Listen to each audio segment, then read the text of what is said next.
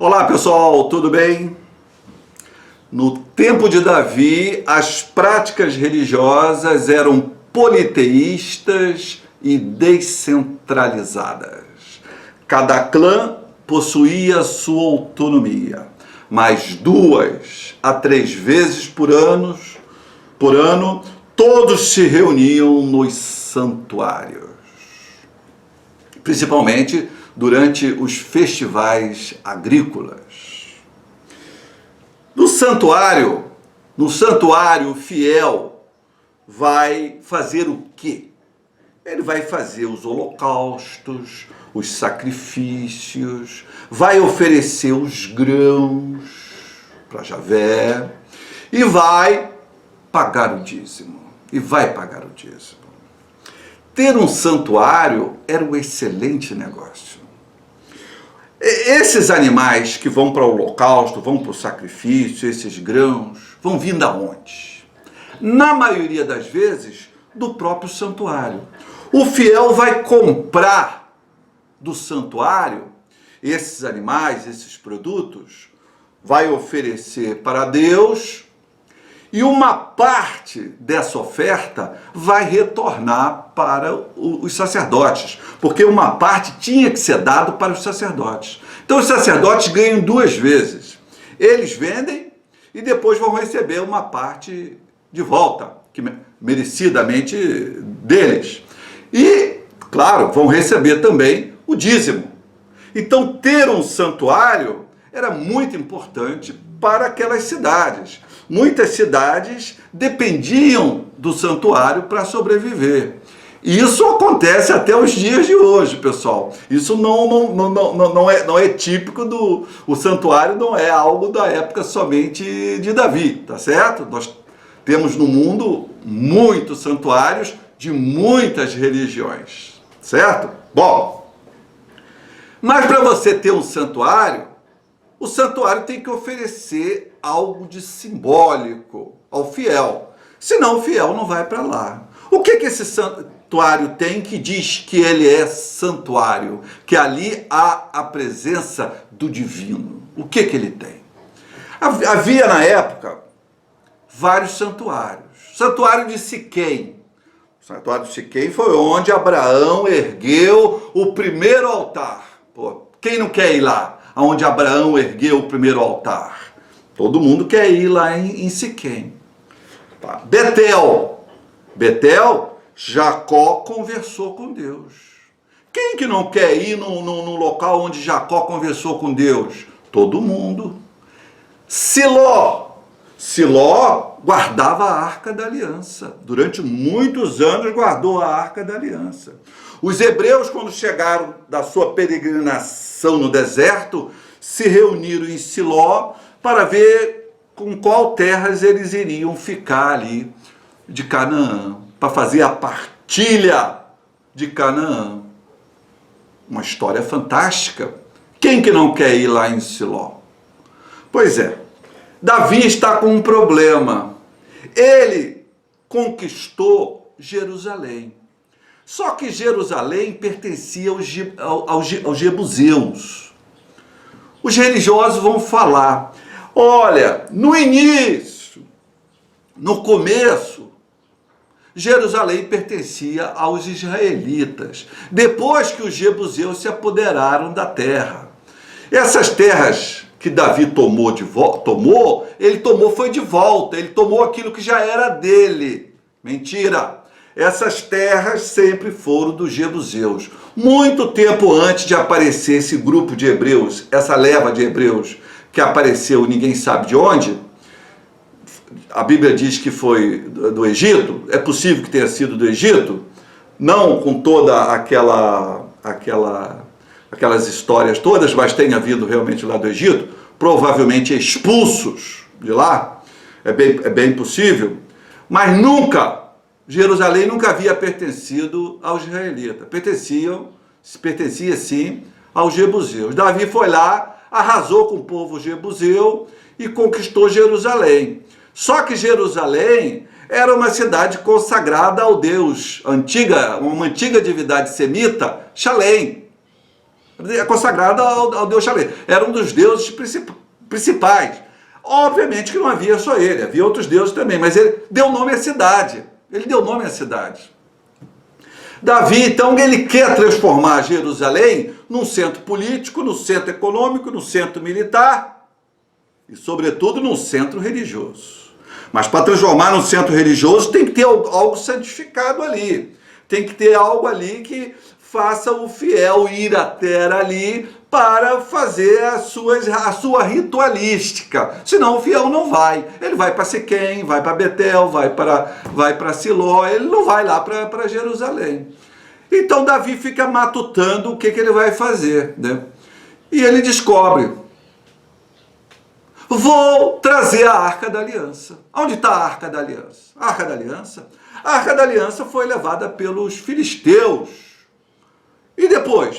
Os filisteus mandaram a Arca da Aliança embora. Não vou me deter na Arca da Aliança hoje, porque no vídeo que vem, ele é dedicado exclusivamente à Arca da Aliança. Então não vou falar muito da Arca da Aliança. Então os filisteus expulsam a Arca da Aliança e ela vai cair lá em Kiriat Jearim. Kiriat Jearim? Sim, Kiriat Jearim. Que cidade é essa? É uma cidade do povo gibeonita. Povo gibeonita, sim, é um povo que vivia relativamente em paz com os israelitas, com os judaítas. Vivia ali briguinhas de vizinho, vivia bem. Mas está lá a arca ficou lá tranquila. Não perturbaram a arca, cuidaram da arca, era um povo bacana, né? O povo de Kiriat Jearim. Bom, Davi não quer saber, eu quero a arca, vou trazer a arca para Jerusalém. E ele vai lá pegar a arca. E pega. Mata um monte de gibeonitas, arrebenta lá com os gibeonitas e traz a arca. Davi não era fácil. Não. Davi, rapaz, é um gênio. Ele era um gênio militar, era um gênio político, era um gênio religioso. Davi era muito bom. Não é à toa que os religiosos dizem que ele era um cara abençoado por Deus. Porque o cara apacentava ovelha, né? Ele vivia no campo, ignorante, ele não tinha nenhuma vivência mais requintada na vida, né? Ele era um pastor de ovelhas. E o cara vai se transformar, um monte de aventuras, vai se transformar no rei de Judá, depois no reino de Israel, depois unifica os reinos. Ele era um sujeito danado. Né? Bom, Davi também tem uma outra qualidade. Ele é um marqueteiro também. Ele é um bom marqueteiro. É claro que os narradores bíblicos, depois, eles querem dar uma unidade ao povo hebreu. Por que os narradores bíblicos defendem tanto o monoteísmo? Porque o monoteísmo aglutina. Então, para ter um bom monoteísmo, você precisa ter bons monoteístas. Por isso que os redatores bíblicos vão encher a bola de Davi, futuramente, séculos depois.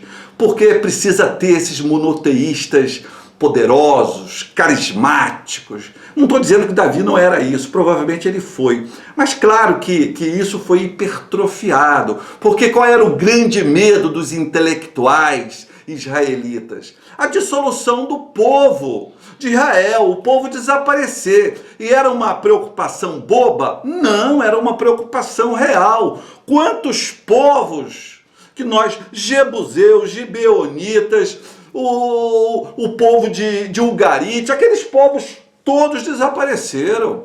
Filisteus, acabou tudo. Então era uma preocupação real. Então o fato de se agruparem em torno de figuras fortes, de um Deus único e poderoso, isso irá ajudar e muito a garantir a unidade do povo de Israel, né?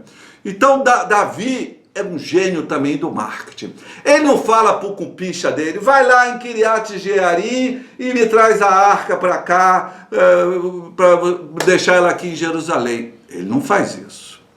Eu, o rei, vou lá em Kiriat Jearim. Eu, o rei de Judá. Eu, o rei de Israel, vou pessoalmente buscar a arca lá em Kiriat Jearim. E ele vai lá, detona com os gibeonitas, pega a arca. Ele não manda um general dele, não manda um sargento dele, porque o povo lá era fraquinho.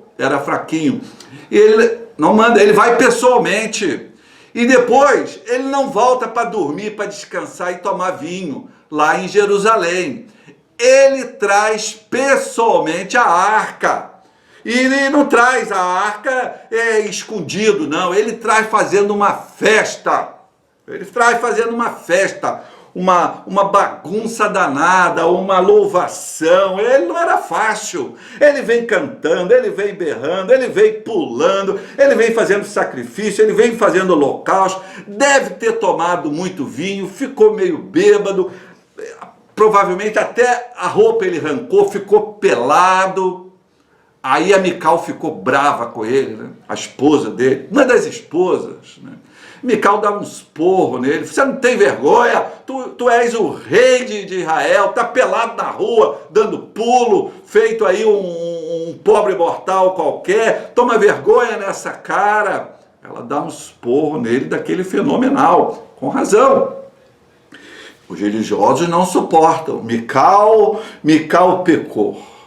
Mical ofendeu Davi. Mical não aguentou de ver a alegria de Davi em trazer a arca para Jerusalém. Mulher miserável, mulher egoísta, mulher sem coração. Por isso nunca terá um filho de Davi. Nunca dará filho, nunca terá um filho de ninguém. Os religiosos falam isso aí. Mentira!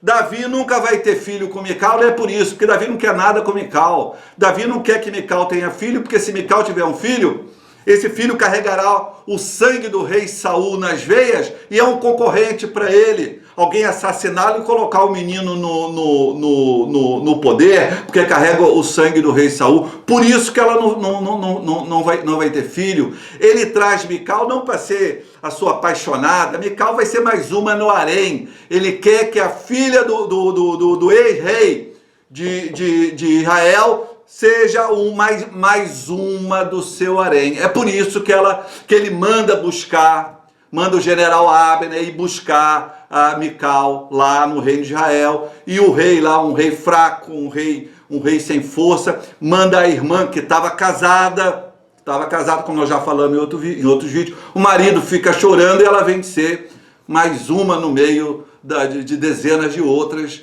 lá do harém de Davi, né? É por isso, então Mical dá esse esporro dele, e ele não dá muita bola para ela e continua fazendo a sua festa. A Bíblia, muito exageradamente, com certeza não é verdade, mas mostra que ele fez um pouco disso.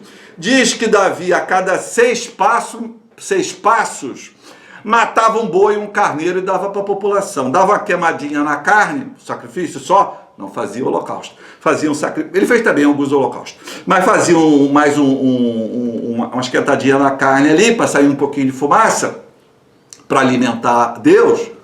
Deus precisava da fumaça da carne para gostar, tá certo? Aquela fumaça fortalecia os deuses antigamente. Tinha que sair fumaça da carne. E o melhor presente para você dar para um deus antigamente era a carne. Tá aí o Abel e Caim, tá certo? Tinha que ofertar o produto de origem animal. Deus gostava do produto animal. Abel ofereceu da carne, né? Por isso que Caim matou ele. Caim ofereceu produtos do campo, da terra. E os deuses naquela época não gostavam desses produtos, queriam carne. Então Davi dava uma esquentada na carne e depois entregava para as pessoas. Davi, com isso tudo, com esse teatro todo que ele fez pelas ruas, pelas cidades nas quais ele ia passando, ele e todo o seu cortejo, né? Ele quer mostrar o quê? Ele quer mostrar que ele é um cara rico, é um cara poderoso, é um cara humilde, que está no meio do povo, dançando, cantando, pulando, e é um cara que está tete a tete com Deus, é um cara que está carregando a morada de Deus, porque na Arca da Aliança havia a presença física de Deus. Se você tocasse na Arca da Aliança, tu era fulminado. Muitos foram fulminados porque tocaram na Arca da Aliança, vamos falar no vídeo que vem. Então Davi está ali com a Arca da Aliança. Davi é um cara muito impressionante. Davi merece ser rei.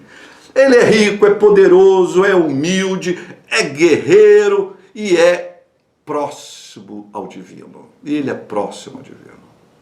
E desse modo, a Arca da Aliança chegará a Jerusalém.